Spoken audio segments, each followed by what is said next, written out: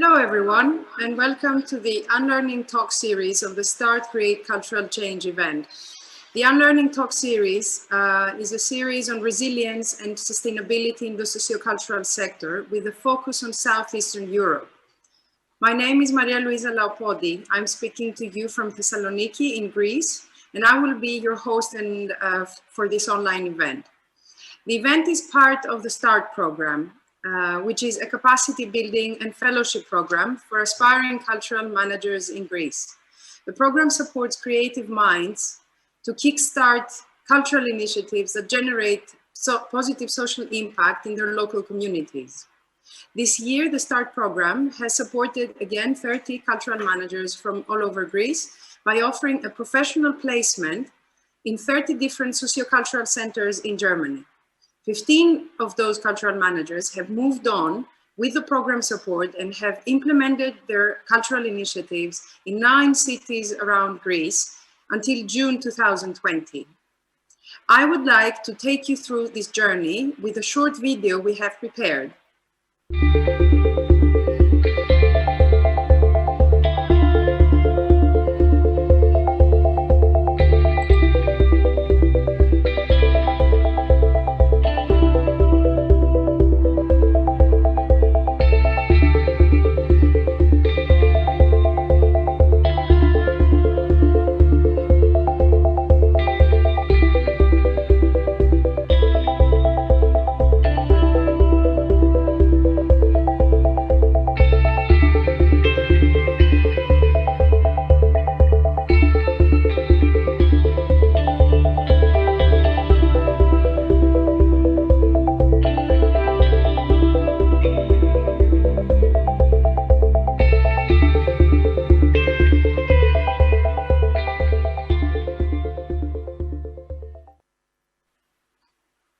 The START program is coming to a conclusion this year, and while thinking how we would like to conclude it, we understood that a lot of the work that had been developed in the projects could be relevant to other areas in our region, and similarly, other projects could have a lot to share with our community. So we designed this series to spread beyond Greece and Germany and in the Southeastern European space, as very often challenges remain the same when working towards sustainable cultural interventions. The Unlearning talks evolve around 3 thematic cycles. The first cycle is on coping emerging crises, challenges and trends. And it has been completed last week from Tuesday to Thursday with 3 different talks where we had more than 10 speakers from all over Southeast Europe share inputs on emerging fields, on adaptability, on participatory processes, and on how the COVID-19 crisis have amplified problems and what we can do about it.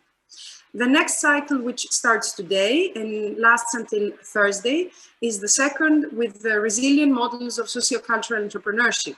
And the third cycle is on building new collaborative methods of cooperation and networks. Each cycle, as I mentioned, spans over 3 days from Tuesday to Thursday every week. And every day there is a different topic and a very rich lineup of speakers from Southeastern Europe. For more information, you can visit the startgreece.net website. And you as an audience can ask all our speakers any questions you wish by downloading the Slido app, either on Google Play or the App Store. The event code on Slido is #25620. So let me take you through the program. Today's talk, as I mentioned, is the first of the second cycle and is entitled Achieving Social Impact, Part 1, Working on More Equitable Cities. The impact of COVID-19 is being felt by all businesses around the world. And as the lockdown unfolded, culture was perceived as a source of well-being, solidarity and resilience, as witnessed, for example, by the spontaneous concerts performed from balconies in different cities all around the world. And yet, harnessing culture and creativity in the cities of our region was a vehicle to become more inclusive, more just, and in general, happier places to live. And this is something that still has not been achieved completely. So in this talk, obstacles, pitfalls, and new innovative ways to reshape our cities with sociocultural work that put people at the center will be explored. Before we go into more details, I would like to welcome our international sign language translator, Apostolis Margaritidis. Creating for us an online event offers the possibility to more people to access the content. And it is important that such events are also inclusive and welcoming to as many people as possible. We will start with the presentations of our 4 speakers and then continue to the Q&A. This part of the Q&A is participatory by design, as you, the audience, can join by sending to us your questions and comments. We will also try to collect those questions and share them to our speakers. So let me introduce you to our speakers. Welcome Predrag Milic from Skograd in Serbia, Nora Dorogan from Teatru-Spălătorie in Moldavia, Malve Lippmann from Bi-Bak in Germany, and Violeta Tsitsiliani from the Language Project in Greece. So let's start with the first speaker. I would like to introduce you to Predrag Milic, who is a co-founder of Skograd in Belgrade, a platform for interdisciplinary research and action dealing with education, social inequality, and deprived suburban community. Predrag is currently based in Vienna, where he is pursuing his PhD research at the Interdisciplinary Center for Urban Culture and Public Space at the TU Vienna. Predrag, our virtual floor is yours.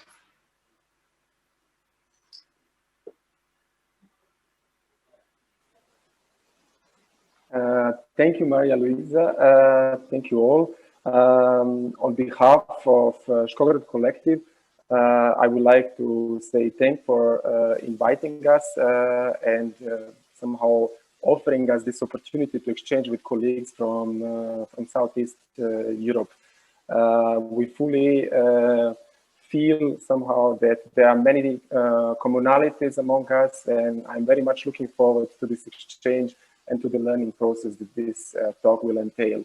I would like just to make one small intervention to your introduction. Even though it's written that I'm currently based in Vienna, I managed to actually arrive to Belgrade, so this report is from Belgrade. And it is from the very topic of my presentation. As the slide says, it is about Research Center Skograd that I'm going to talk today. And before I dive into this topic, I would just like to briefly introduce you to the setting in which this idea emerged.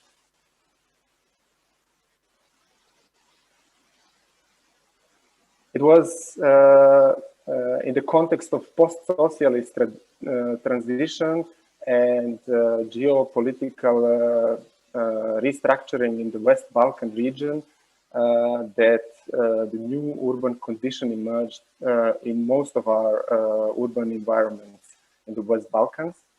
And it is in one of these regions that our collective found itself questioning actually these environments. As you know, see these images that are going.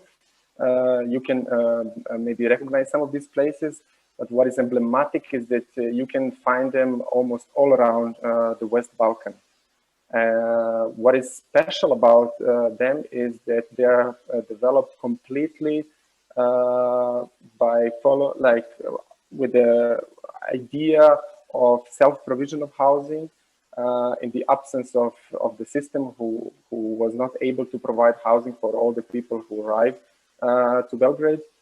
And therefore, such a process developed a new urban condition that is completely lacking public space and services that can actually somehow support this kind of living environment. As you can imagine, in such a setting, and this setting, the images you saw previously, you can on this map recognize in yellow color, so that the whole territory of city of Belgrade that is rendered in a way you just had the chance to see. is colored yellow, and just for you to know that this map is already almost 10 years old, and the process is still ongoing. What is special about this contested environments in many respects, but predominantly politically, socially, and culturally contested environments, is that the only public services, or the last public services that are still somehow functioning, are the local primary schools and kindergartens. And yet, these last refuges of public provision are contested because of racial hate, poverty, social segregation, undereducation, which renders a very difficult and discriminatory position over children who go out of the newly established cultural norm of Serbian society. In such a setting, we deliberately decided to step aside and position ourselves in the city periphery, and to start working with and for children of one particular area where we do our activities. And we are working somewhere at the intersection of the formal process, educational process of Serbia, and the informal process of self-provision of housing in Belgrade. And just in very few steps, I would like to guide us through our development. Since 2016, when we started our work, our first milestone was that we managed to gather children of this area, regardless of the fact if they go to this school or if they are taken with a private car to the schools of other areas, socially more homogeneous areas. We managed to gather them in the open public space of the school courtyard, and thus we got, as a second milestone, empowered to conquer the streets and to manifest or to embody ourselves and our presence in this area, to somehow position ourselves. This also then empowered us, or raised some sort of noise in the city, which generated attention from the central city to come and see what is going on the city periphery, out of sight and out of control. And this image is a third very important milestone, which is a gathering of professional community of Serbia, namely first educational forum that was ever organized on the periphery of the city. And the fourth and the last milestone, which is a collectively designed and built piece of communal infrastructure in some kind of scientific and international circles known as Urban Hub 2 project, supported by the local office of the International Week of Architecture, Belgrade International Week of Architecture, and Goethe-Institut from Belgrade, and organized in the wider pan-European project Shared Cities Creative Momentum, but for the local people, simply labeled the Circle, which is actually the embodiment of our newly developed community that gravitates around this place. And now, with this last four milestone, we encountered the fifth one, which is this dark screen that was introduced after the outburst of COVID-19, which put a halt to our operation, as it was limited to public space operation, because public space was in a way limited, and people were not allowed to use it anymore in the past few months in Belgrade. And this made our organization, or put like a big challenge to our organization and our operation.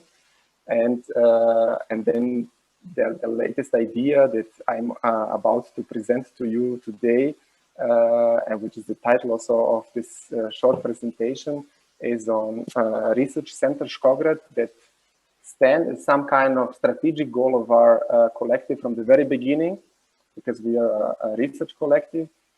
However, the current situation gave us a push, and we were very lucky to get the support of the International Relief Fund of Goethe-Institut, who supported our idea of setting up space, which is in our case private space. This is the space from where I am reporting now, where we, our collective, can close our private door, lock ourselves, and work despite of the politics of public space in our city. And the idea of this space is to provide refuge for our work in the first place, a safe environment that is paved with solidarity and free speech, from where we can continue doing our research, ongoing participatory action research, and broadcasting from here, publishing things, and nurturing youth of the periphery and giving voice of the periphery in the city center of Belgrade. Our research center is on the main square of Belgrade, and we are here to help improving democratization of our society. Thank you very much. Thank you very much, Predrag.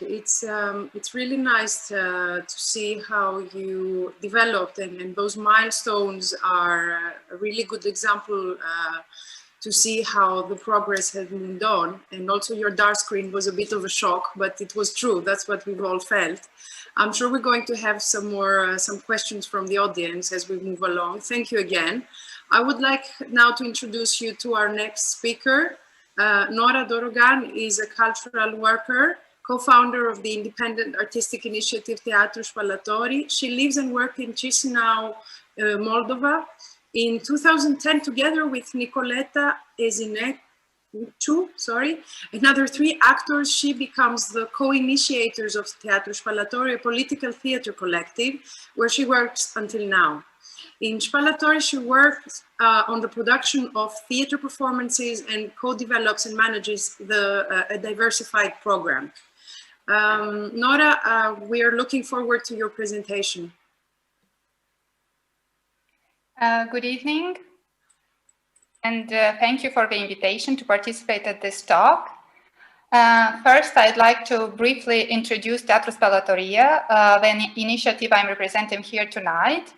Teatru-Spălătorie is an independent artistic initiative founded in 2010, which stemmed from the need of creating an independent and thought-provoking art space in Chisinau, Republic of Moldova. The name Teatru-Spălătorie means actually laundry theater, because the location we found for the theater was located in the basement of a big laundry salon that was still active from the Soviet period. From 2010 until 2017, we ran our own venue, we produced theater productions and performances, we hosted readings, showed video screenings, initiated artist talks, invited international artists and guest performances, and ran a 5-week residency program. During that period, we became also a platform that brought together the marginalized communities, the place where the talk on social justice, feminism, LGBTQI+ rights, on fighting social racism could happen. And also, last but not least, we were running a bar because this was the only way we could pay the rent for our space. So we organized a lot of parties in those years. In 2017, we had to give up on our space.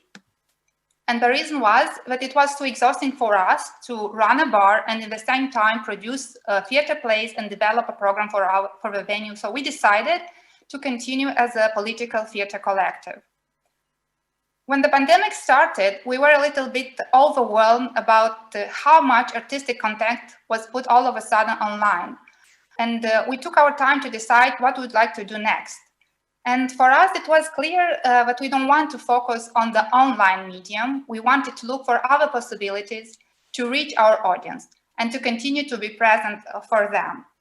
And of course, this was supposed to be done with as little financial resources as possible from our side, and if possible, with free access for the audience, for this what we intended. So we thought what we could offer in this context, and here's what we came up with. We already had a project that we did in 2017. It's called My Queer Chisinau.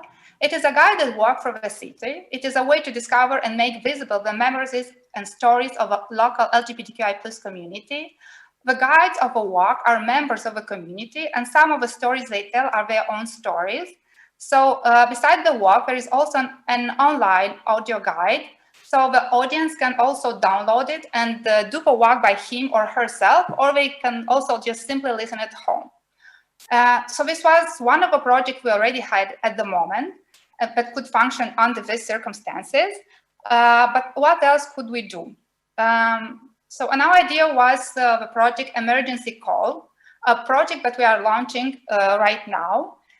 We selected monologues from some of the performances we produced during these last 10 years, and we invited our audience to call us or give us their phone number so that we can call them back and tell these monologues on the phone, so a kind of storytelling on the phone.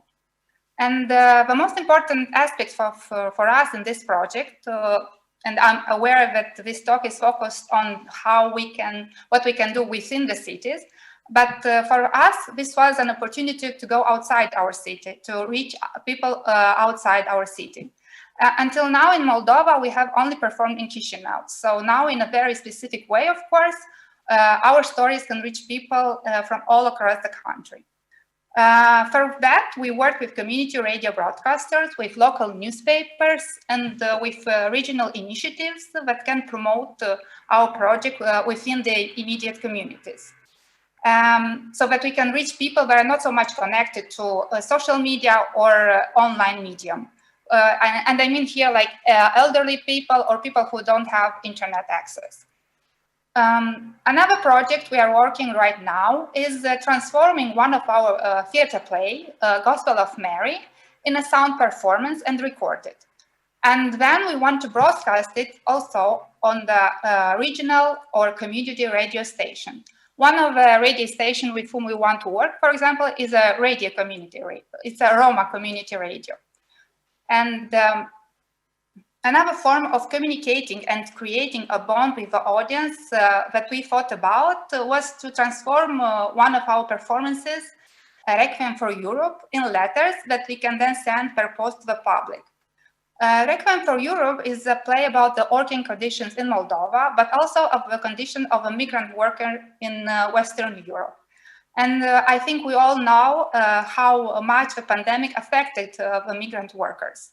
And we are hoping that our letters will get to people who have experienced this and who will have trust in us enough to send us back their stories, to share their stories with us. So we are really like hoping that we can get some letters back from them. And because my colleague mentioned before, all this project, all these ideas that I just presented now will happen and are happening because of the support that we got from Goethe-Institut through this international relief fund, because otherwise I don't know how much of it could happen right now. So that's all from my side for the moment. Thank you. Thank you, Nora.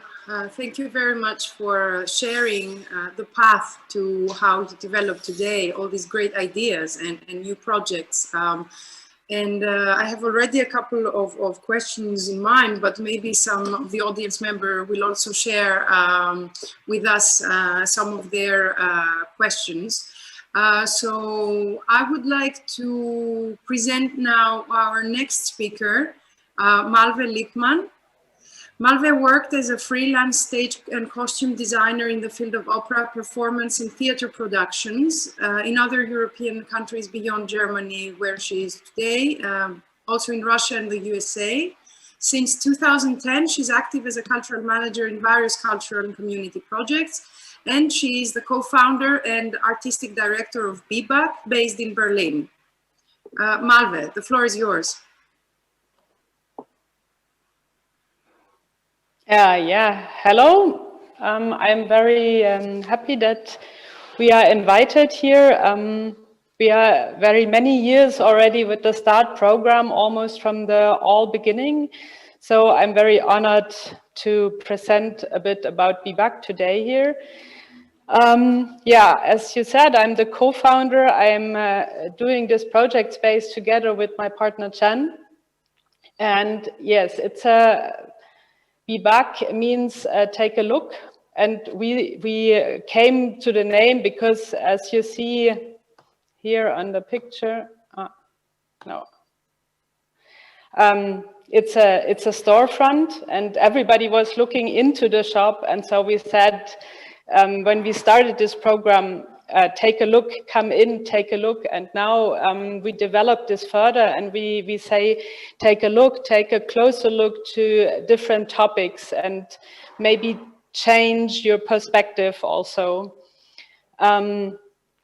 Bi-Bak is located in a migrant neighborhood in the north of Berlin, in Wedding. And yeah, it's a very diverse neighborhood. And in the last years, it's also getting a bit gentrified. So since we are here, we founded the space in 2014, it's changing a lot. And yeah, we are focusing therefore on transnational narratives, and we try to show other perspectives which are also present in the transnational society of Berlin, because often we find this discourses are very white and German dominated still, and we want to give floor to all other perspectives also. What we have been doing in the last year, I can give you a bit of an insight. We have these 4 sections where we do different projects. So first we have the cinema. We do cinema programs, curated cinema programs here in our space since 2014, almost since the beginning. It's curated programs where we invite experts to select some films, and then also to, after the screening, to invite also guests who can contextualize the films. And for us, it's very important also the dialogue within the public, or the exchange which can take place triggered by a film. As you can see here on the picture, in our space, it's very crowded often, and it's kind of like a living room atmosphere. Yeah, here you can see the discussions with the curators and with the experts.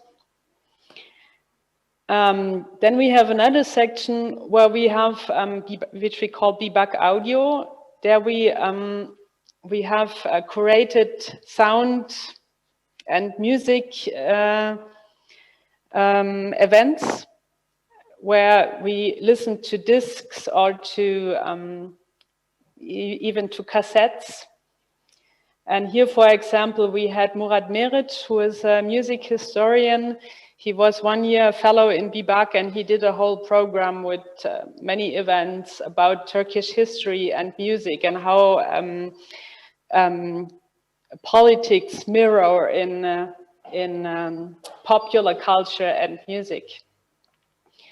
So then we have Bi-Bak's Change. Here we try to create networks with international experts, but also with experts from our neighborhood, with artists, with scholars, which we invite for exhibitions, for talks, for different formats, readings, projections. So yeah, it's very different formats here. And here is one format we also did for many years. It's a networking dinner where we invite people from the neighborhood, but also yeah, from the whole town, to get to know each other. It was 2016. We had a refugee home right next here, and that's how we started this format. And yeah, we also had little trigger things where people had, for example, when they came in, they got like a saying in Arabic or in English, and then they had to find the table with the saying and sit down there. And so they and then they had to draw and to find out what does it mean, and it was kind of a low level discussion starter. We invent kind of things like this to get people in conversation.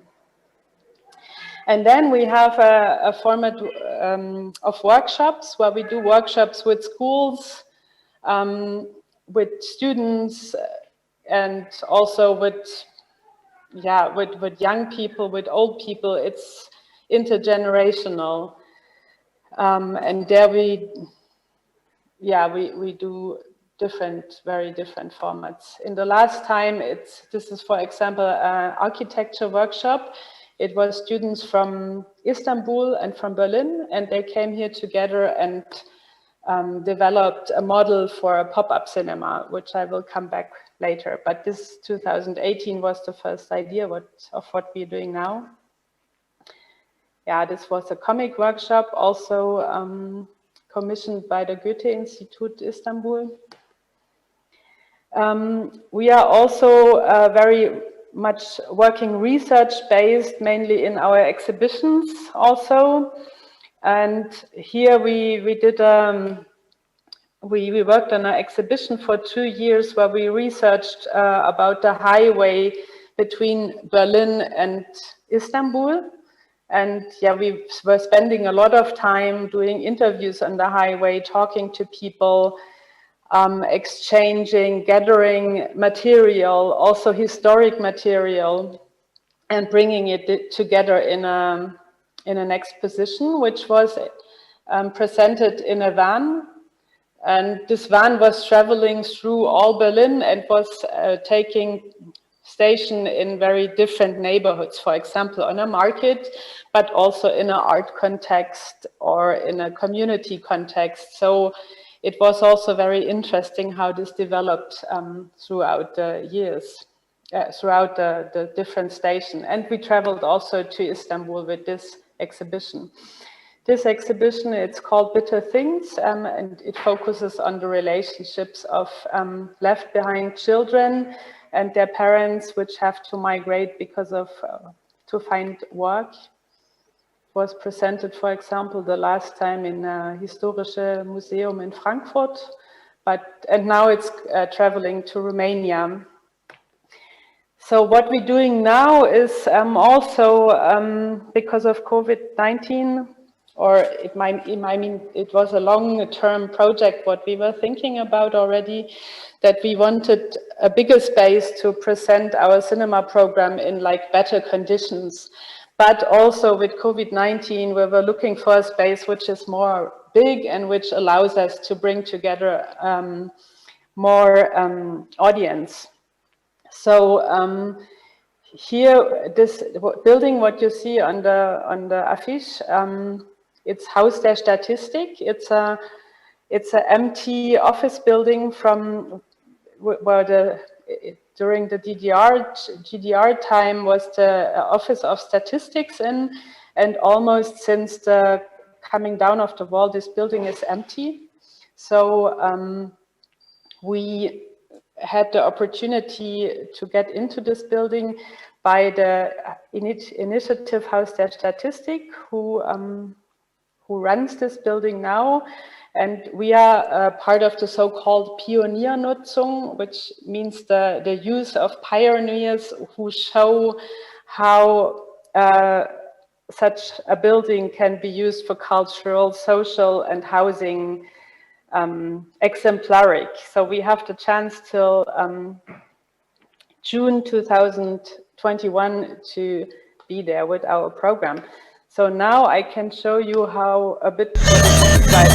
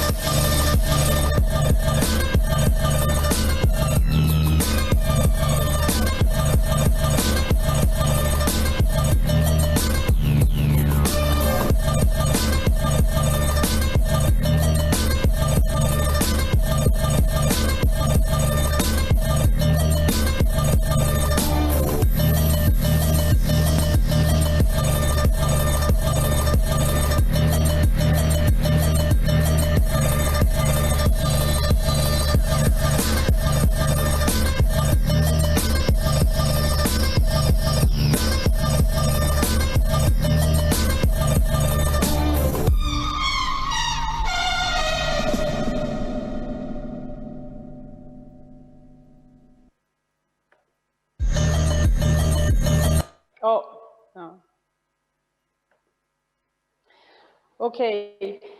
Yeah, maybe we can come back to this later, because it's a project which I find quite important also concerning our subject, because the center of the cities gets also in Berlin more and more expensive. So the cultural projects have to move out of the center. And this is a really unique chance for us.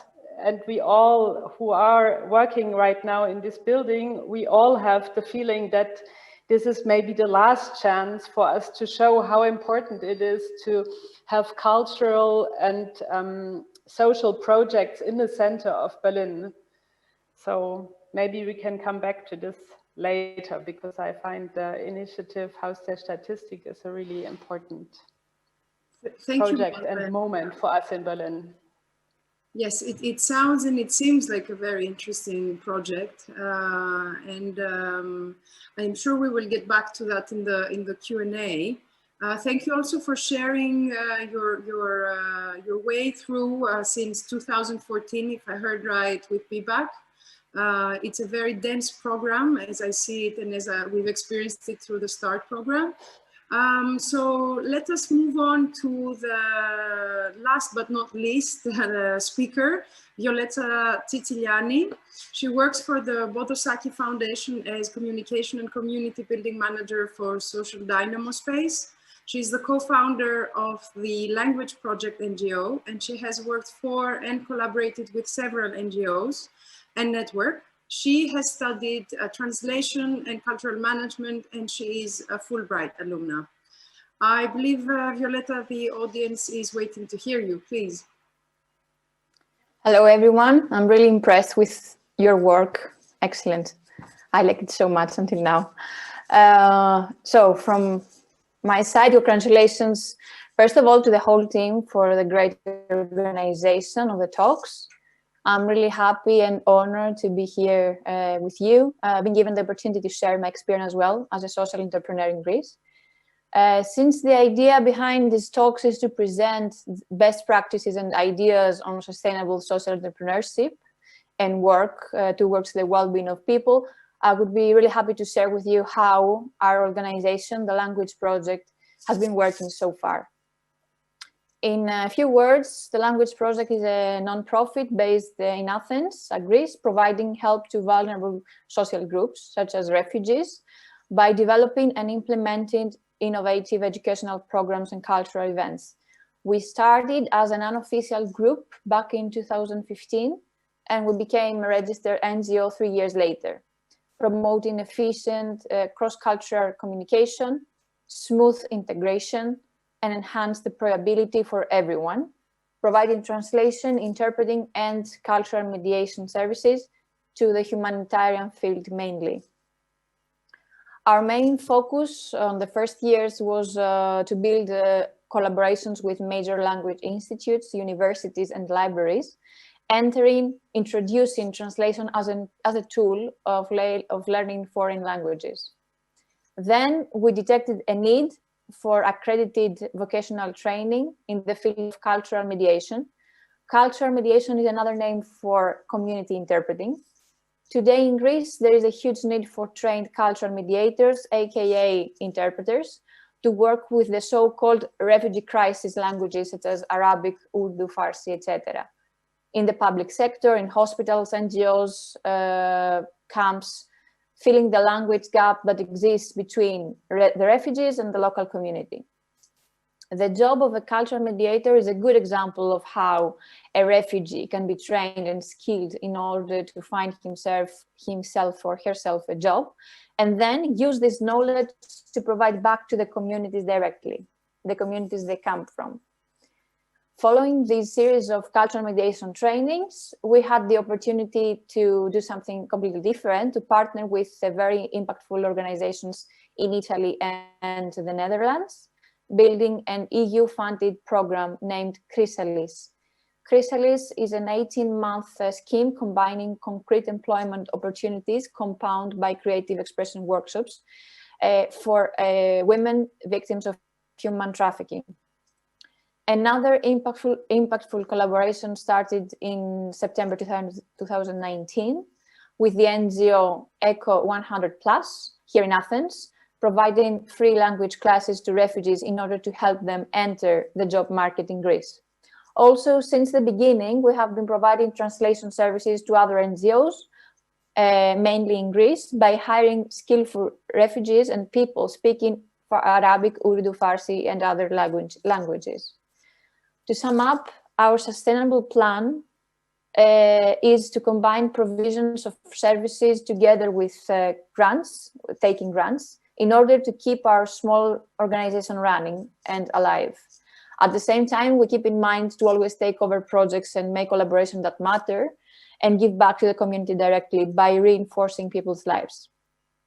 During the COVID times, we decided to provide virtual classes to eliminate the chances of contamination in class. Luckily enough, the provision of translation services was not affected since the whole translation process is done online. Our EU collaboration was affected since one of our partners is an ethical fashion industry in Verona. So the last part of the program was extended due to the Italian long-term lockdown. So we are now readjusting our services, looking into the future, trying to find how we can stay active and during the COVID era, by filling a gap needed to be filled in the society, and at the same time by reinforcing our own personal well-being as social entrepreneurs. In general, within our organization, we share the culture that failure, obstacles, problems, and of course the human factor is part of the process. So a kind of a motto is happy entrepreneurs equal happy societies. Thank you very much.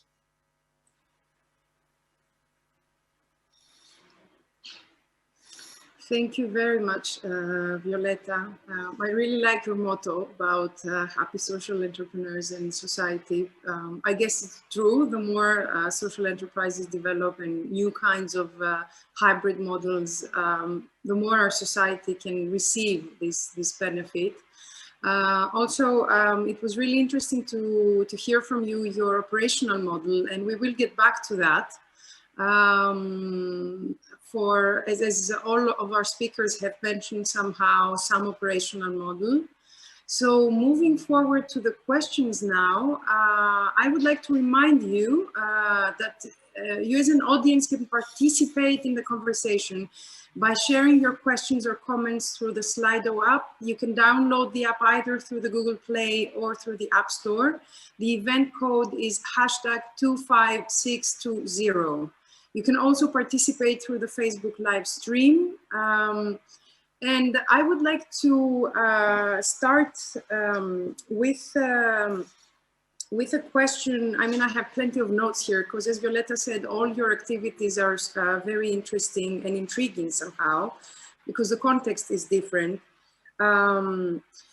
Malve, you mentioned to us the changes you have done with the new cinema.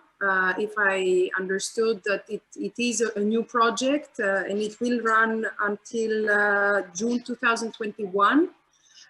So what actually has changed with COVID? I mean, you showed to us the standard work of Bi-Bak, but did you experience any changes during COVID in your operational model?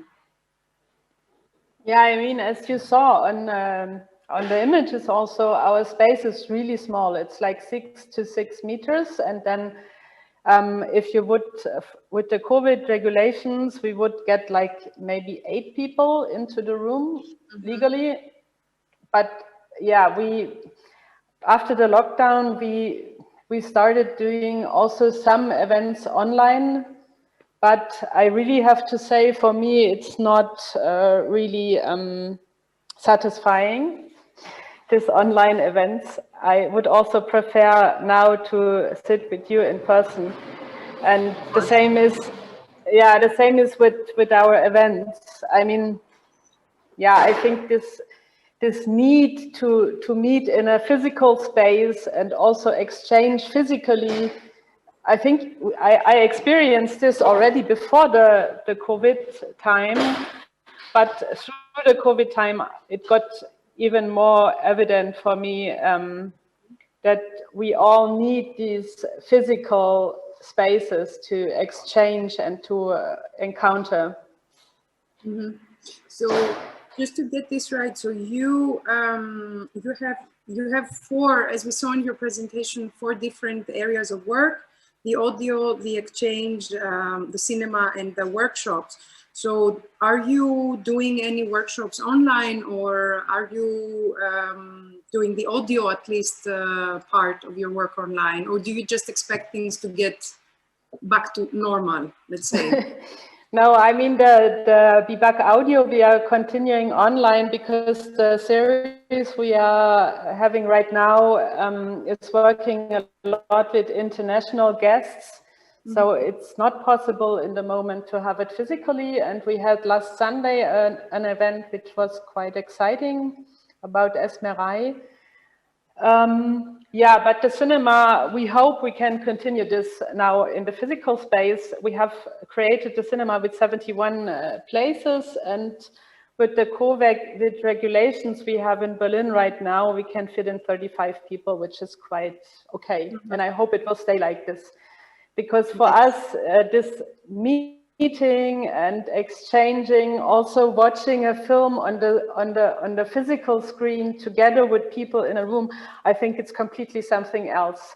I think this all these streaming options which came up in the last time, it's a great opportunity to have access to many things which were quite complicated before. But I still think sitting alone on the sofa and watching a film, it's okay for research purposes, but I think it's not comparable to a really live experience. Yeah, I can totally understand. I would like to, I'm starting to see some questions coming on our Slido app from the audience. I will try to combine some of the questions I have and those, of course. Nora, you presented to us the shift from a space to now not having the space and working as a political theater collective, if I got this right. And I am very much interested to hear about your model of survival, because you mentioned about this grant you received. But moving out of a space, do you plan, or do you already work this way, work with grants, or do you have like participation from your community? I mean, there are all sorts of operational models. Violetta mentioned to us their model. How are you seeing things develop in your work? Well, I would like to just say about some words about the context with Moldova, just to say about state support or something like this. I just want to give some numbers. For example, in 2019, the Ministry of Culture in Moldova had gave 200,000 euros for the whole independent scene. So this all, and the project, the biggest amount of money you can get, it's 5,000 euro. So this is what they expect, that independent initiatives can survive here in Moldova. Anyway, because we also don't share the political views of our government, we don't really try to access to this money. And also because we already have some international connections and visibility, we also don't want the smaller initiatives or the younger initiatives to not get money because we could get them. One thing, and then the city hall doesn't have at all any policy regarding the independent scene. They simply support state museums, state theater, state city theaters, state art schools, and that's it. And state everything. State everything. And what does it mean contemporary art, or what does it mean independent art and artists, and not to mention political art. We also, of course, don't have any private foundation in Moldova. So until now, in the last years, we worked with Erste Stiftung, with Allianz Kulturstiftung. We got support from the Swiss Development Center here in Chisinau. We also got support from Goethe-Institut or European Cultural Foundation. So we only practically work with foreign support. We also did at some point a crowdfunding campaign in Chisinau, and but only once. We also don't think that people should, support us. We think that the state should believe that art is something that should be supported. And this is one thing. And also, I have to say that the last 3 years, we survived mostly because we are cooperating with German and Austria theaters. We even, for example, in this situation with the pandemic, we had in October last year, 2019, a premiere at the Hebel Theater in Berlin. Mm-hmm. And at Hau, and we performed there so in October, and then we were supposed to perform now in June, and of course because of a pandemic it was cancelled. Yeah. But at least because Germany has this nice rules, it could be nicer, but anyway, that they anyway paid 60% of the fee. Mm-hmm. To all artists. It didn't matter if it's German or international artists who were supposed to perform in Germany. At least we can survive from this. And so yes, I have to say that in a way it's about having the luck to work with Nicoleta Isnencu, who is a known artist, theater director and playwright, with whom the German theaters want to work. Mm-hmm. Because otherwise to get support here in Chisinau, it's quite impossible. So it's mainly from international cooperation, international support. Here in Chisinau, support means that we as independent initiatives try to support each other, not financially, but we each of us has different resources that we try to share. So at some point, maybe we rehearsed in some other initiatives venue or something like this. Mm-hmm. But strictly financially, it's international. Okay, thank you very much. I think you explained it really well, that the context is very important. Where do we stand in terms of policy in each one of our countries? Where do we stand in terms of international exchange and collaborations? And so I would like to kind of ask the same question to Predrag, and I have also some similar questions for that. So you explained to us that how you started, Predrag, with the community, and now you have a fund and you have established the research center, right? So what is your plan for sustaining your initiative in Belgrade? Thank you very much for the question. Yes, somehow now listening to Nora, I have a feeling that we are exactly we had the inverted path. From not having space to having space. So our operation started purely in the open public space on the city periphery, far away of the eyes of the city.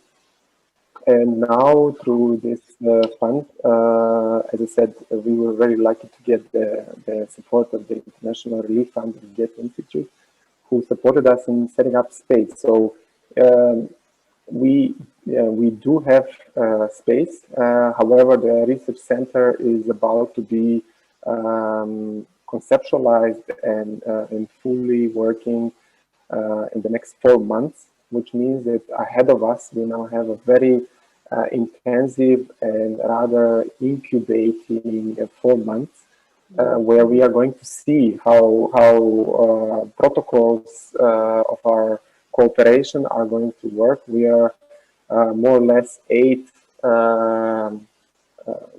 engaged people who will be meeting in this space. However, the Shkograd, we call it, now it's difficult to translate, but there is a wordplay, because Shkograd is a wordplay between school and the city, because we are trying to understand this relationship. Mm-hmm. And there is another wordplay between school and cloud. So our cloud is going beyond this number of 8, and from time to time it's quite big. So we hope that then also this will be a nice trigger for all of us, because we just discovered the power of the fact of meeting in open public space and doing things together. And we are very much enthusiastic and looking forward to the power that will emerge from the fact that we have, for the first time, our own space and work in controlled environment where we do not have to justify ourselves in front of, let's say, police or a different sort of authorities with whom we had certain encounters in our past experience. Okay. I'm not sure if I answered your question. Yes, you partly did. So it also relates to the impact, because one of our audience member is asking to everyone, so how do you measure your impact? Any specific tools to use? And I will first address this question to Violeta. Violeta, you explained to us clearly your sustainability model, so that you have some services you provide for a fee, if I understood right, and then some grants that you apply for and receive. So going further with that, how do you measure the impact in order to decide the next steps? Are you going to continue with the service or not? And how are you affecting your communities? It depends on the project. First of all, the most stable, let's say, service that we provide is translation. So it's easy if we want to just count words. However, we cannot count how a life can change when a document is translated. For example, when a refugee receives his documents translated, and then he gets access to something he wants to achieve. So this we cannot measure. But an easy way in our case is, of course, the amount of translated material, the languages, how many languages we translate. In other projects, such as the Chrysalis project, the European one that I said, with the women victims of human trafficking, we collaborated with university sociology department in order to have focus groups and see and monitor the ladies from the beginning until the end. So it was a more qualitative, let's say, approach. And during our cultural mediation trainings, at the end, we try to keep up with how the people that attended our courses are doing in the job market, which was a bit difficult because we lost contact with some of the people, but still we had some idea of what's going on. And of course, I think the best index of how things, if your services are important, is to just start running or announce a program and see if people are interested in what you're doing. So we might lose a lot of time sometimes, but if you cannot have direct access to the people you are targeting, then addressing, then you just go out, try it. And if you fail, you just delete everything and you start from the beginning. Okay, so this is if I see this from a different perspective, there is an experimental part and a more practical part. I mean, yes, in the new projects or in the continuation of an old one. If we are not sure that we should continue it, then we announce, we see. And then if we don't have a lot of people that want to attend, then we change it. But we lose some time, but you know, sometimes you have to do it, to experiment. Okay, yeah, I guess experimentation is part of all the work that we're doing. I mean, I don't believe there is any kind of organization or group or initiative that doesn't experiment. I would like to pose a question for Nora Dorogan on behalf of our audience. The question is, what did you have to unlearn and relearn in your current projects in the COVID time?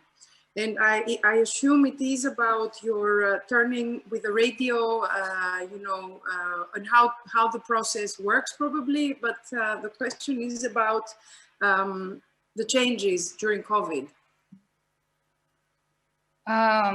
Okay, I just want to say that for us, the situation is a little bit different in the meaning that it's not only COVID. Even before COVID, actually in February, before all this pandemic started, we were trying to see if it's possible to find a new space.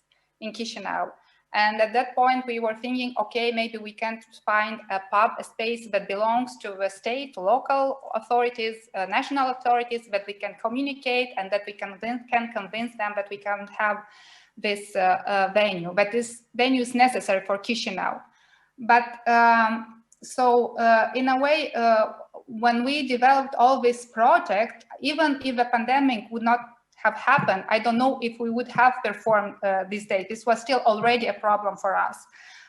So I think that that in a way, for us, this is I don't know, a happy, not a happy solution. It's not the right word to use, but it's a good provocation for us, because in the end, what's more important to us is how to be close to the public and how to continue to transmit, I don't know in English, to our message to them.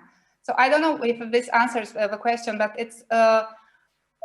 it gives, I mean, we were in a difficult situation. Now everybody's in a difficult situation. So it's not that we cannot perform. It's so many people that cannot perform. So we are in the same situation.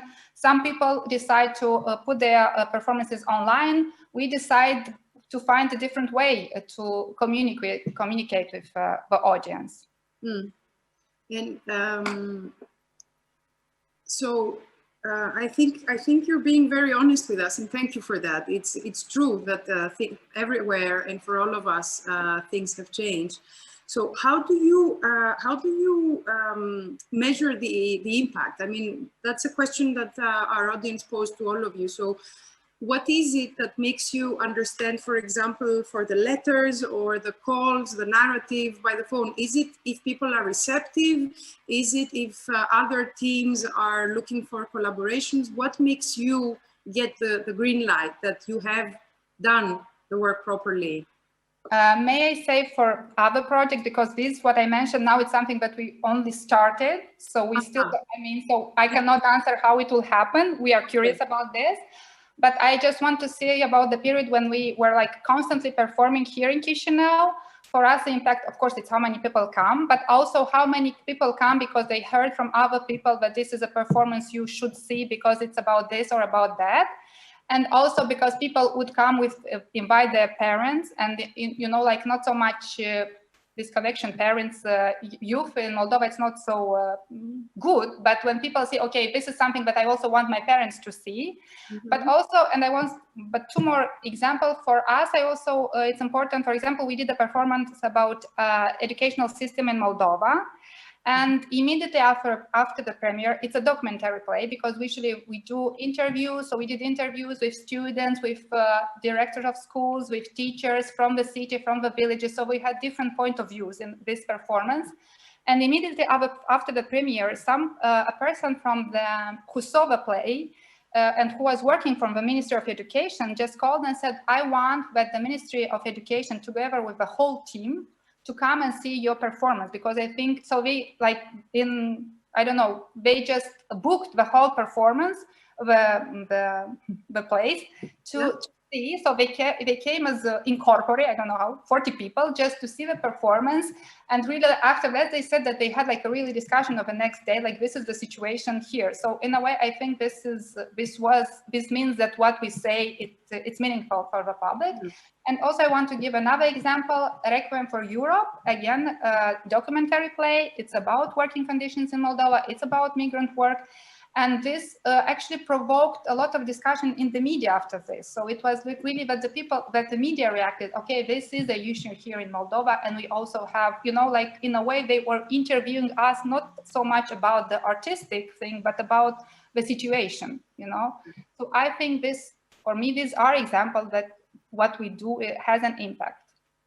And just to take this further, did this exchange, this viewing of the performance with the ministry's team, did that provoke any policy discussion in the next level?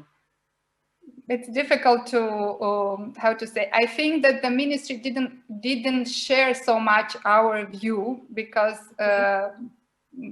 we were also critical against the ministry herself, let's say. So it's not easy.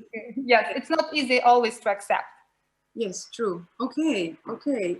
Thank you so much for sharing this. I have another question. Sorry, let me. Yes, the impact. Yes, and talking about the ministry, there is a question for Predrag from the Slido app. Any tips on how to collaborate with public officials in central governments or local authorities? You mentioned to us, Predrag, that you were, while working in the public space, you had a continuous exchange with officials. So our audience, I guess, wants to know more about, you know, some good practices, some tips, and so on. Yes, and I just have to say out immediately that I am not sure to what extent this is or could be understood as good practice. However, I can tell you a story, and this story is about us deliberately deciding not to approach any officials throughout our activities. So we deliberately decided to step out to where we are not seen, where we have freedom to do what we want, to work with the community. And then after, let's say, a year of working with the community, we manifested an event that marked our lives. And from this event, which was an event called School Laboratory of the Future, where children, we occupy the school, we're together with the school, and children imagine the school of the future, where they develop 4 different classes. And this is also the event, the triggering event for the Educational Forum of Serbia to meet in this school.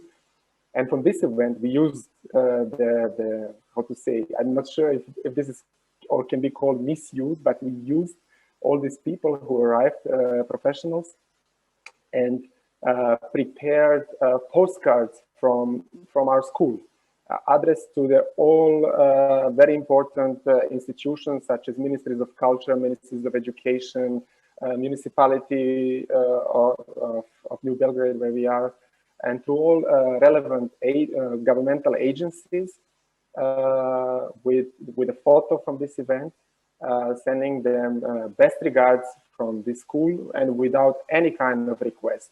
Just warm regards, we think of you. So I don't know if this is a good example. A few months later, we had a situation that officials started asking questions, and we even have a recording, totally not organized by us, and I'm not sure if this is anyhow related, of the mayor of the city being in this school and making public promise that they are going to redevelop the whole school. The school is still the same, however, heavily reconstructed, and with a lot of equipment installed in the school. And in that sense, from a position 4 years ago where it was very close to the closure because of the ethnic segregation of the school and because of non-existence in the legal system of Serbia for such specific format of the school, to a school that gets any kind of funding, additional funding. I think, yeah, maybe it is something that can work. But this kind of subtle presence without any kind of request. I guess I find this very, very interesting, not to say smart, because probably everyone receiving this postcard has been asking themselves, what did I do right to kind of receive this nice message? So is this for you, seeing the reaction to such initiative, is this a way to measure your impact? I mean, measure the impact in terms of advocacy, because what you just explained to us sounds to me a little bit like advocacy for the work you do. But can you tell us a couple of words on measuring the impact for the community and also how to attract attention to that? How do you measure both? Obviously, yeah, one can perceive the whole situation as one kind of impact, positive impact of this whole action. However, like saving the school from closure was our first biggest, how to say, success. And continuing working with the school, collaborating with the school, in spite of all political changes in the school itself, is another impact. And in that sense, I would, and this is somehow, I would maybe now go even beyond our group. So for this, I'm not sure if I'm a representative of the group, but my personal feeling is that the impact that within our group we value the most are the human relationships that we manage to establish on the way. On one side, we have this cloud, as I explained, which is ever-growing cloud. The moment you turn around, you see that there are like hundreds more people following and supporting and connecting. And this can be considered as an impact itself, but for us, I think that the most important one are human relations, especially among the children with whom we work. And this is something that is invisible to any other receptory apparatus rather than heart. And to this one, we commit ourselves fully. And somehow this is what also motivates us to change the format completely and to go even beyond the neighborhood in order to be able to still collaborate with the neighborhood, because we are not allowed in school and we are not allowed in public space and we are not allowed to interact with them. Therefore, we are shifted into the dark. Quite often we work also at night when everybody sleeps, leaving surprises in the neighborhood, and yet another surprise is on the way next week. But we are also shifted to the city center, where we also hope to generate more, as you said, agency for the change that has to be also structural, because we can do many things on the ground, but without structural support that has both financial and legal implications, we cannot do anything. And one part of our team is working hard on actually translating all this knowledge into policy recommendations. And this is why the Skogred Research Center is the next developmental step of our group. Thank you, Predrag. It's really interesting to see when the context is changing, because I think that's what you've experienced, a very harsh context change, and also the way you measure. I would like to move on to a question for Malve. If I remember well, I saw on your website, I think that you had an Art in Dark Times project, because now Predrag mentioned something about darkness, and do you have any findings? Can you tell us a few words about this, and do you have any findings that you can share with us?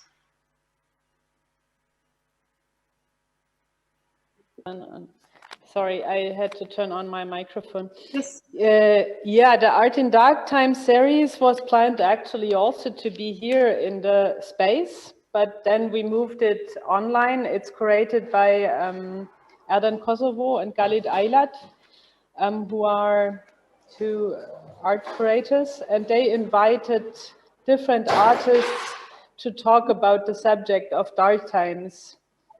And I think, yeah, it comes out, it's more like meant the dark times where political leaders take over, and where there is more and more the oppression also. I think Erdan comes from Turkey. Maybe it's also his perspective on the things.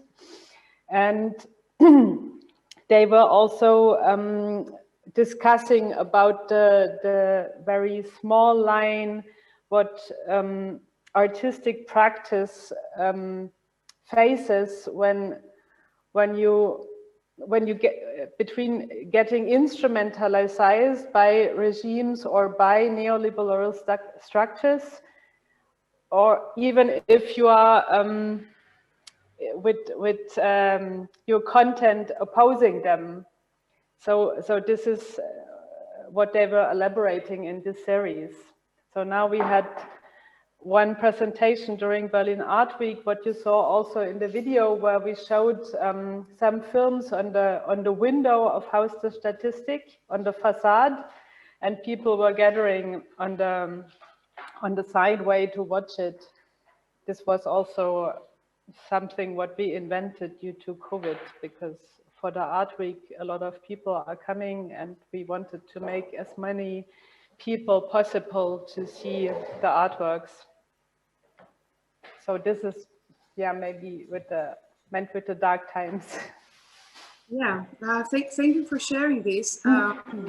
I would like to ask you also about the model with which you operate and how you measure the impact, because as I mentioned, this was a question to everyone.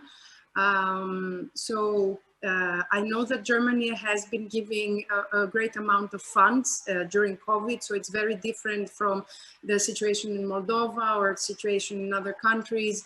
So what is your operational plan? Do you have any fees for something you do, or do you only work for grants? And how do you measure how good you've done? How do you measure your impact? Yeah, I mean, comparing to all of you, when I hear you speaking, we are super privileged here in Germany. And we also have a very good contact to Berlin Senate, which supports us really in everything what we do. Also, they signed out funds now for the solo Selbstständige, for the freelance artists. We had the possibility here in Berlin to apply for 5,000 euro. And this was just distributed to a lot of freelance artists, just to sustain our living. And also there's a lot of funding, for example, also by, it's called Neustart, New Start. And it's also, yeah, we received also this fund by the sociocultural Zentren. And it helped us a lot to move to the new space and to rebuild in such a fast time all this space and all these capacities. I mean, generally speaking, we didn't have a stable funding until last year. Since 1 year, we have a stable funding by about a certain amount of money for 2 years by Berlin Senate. To sustain our structure and our rent and everything, which helps us a lot. But all the years before, and also additionally for all the projects, we have to apply for funding, and it's all project-based. In general, we want to pay our people. We think it's important also that people who work with us can sustain their living. Sometimes it's still a bit difficult, but I think we're getting closer. Yeah, but in general, compared to other countries, we are very privileged, and we have huge possibilities here to do our sociocultural work. Thank you, Malve, for sharing this. It's good to know how our different governments operate and how policy work is done. And it's also good to know the context, of course, every time. So political changes are always affecting, and in our region, in Southeast Europe, we know very well what it means to have those political turbulences. I would like to thank you all. It's been a really, really interesting discussion. Thank you for being honest and sharing your experiences, the pitfalls, the good times, and your let's say wishes for the future. I believe there is a lot to exchange among us as professionals between Greece, Germany, and Southeast Europe. And I also hope that this conversation has also inspired you, as it has inspired me for the next ones to come tomorrow and on Thursday. I would also like to thank the production team behind this online event, paired with a lot of work and effort and resilience. And for you, dear viewers, thank you for being with us today and for sharing your questions. Some were really interesting.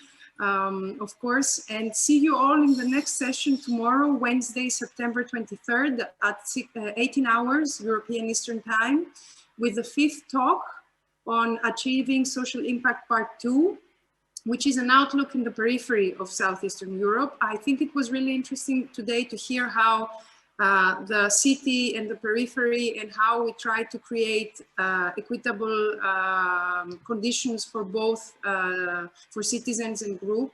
And we are going to continue tomorrow with a focus on the periphery. If what you heard today sounds interesting, I invite you to share your story by registering at our events page in the startgreece.net website. And until then, I wish you to stay safe and join us on social media.